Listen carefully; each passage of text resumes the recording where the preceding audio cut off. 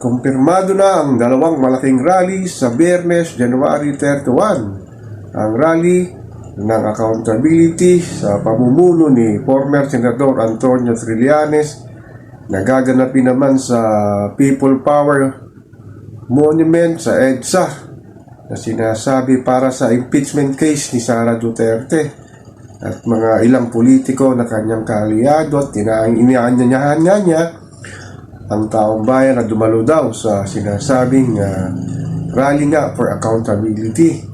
At sa hapon, meron ding isang malaking rally para sa mga sinasabing civil society at hinaluan daw ito ng DDS ang mga pro-Duterte o pro-Duterte na mga retired general. Nakakalungkot lang, wag sana magtagpo at magkagulo sa January 31 at magkaroon ng pagdanak ng dugo para sa sinasabing rally na ito na sinasabing Trillanes versus DDS, lalo na sa usapin ng impeachment case ni Sara Duterte sa kanyang kinasabing korupsyon ng kanyang pinamumuno ang dating DepEd, ang kanyang OBP o Office of the Vice President sa maanumalyang paglustay nga ng confidential funds na hanggang ngayon ay hindi niya masagot kung saan niya dinala ang pera ng taong bayan, lalo na si Juan Pasang Cruz na binabayad sa kanilang buwan ng buwis.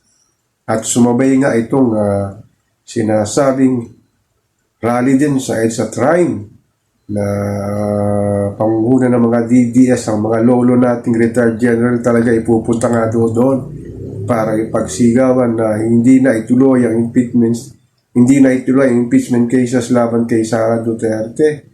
Talagang ang ating political landscape ay malala na, no? Lalo na ngayon malapit ng eleksyon at ilang mga politiko ay talagang ayaw munang ituloy ang impeachment cases laban kay Sara Duterte. Baka nga daw maapektuhan ang kanilang boto sa darating na halalan.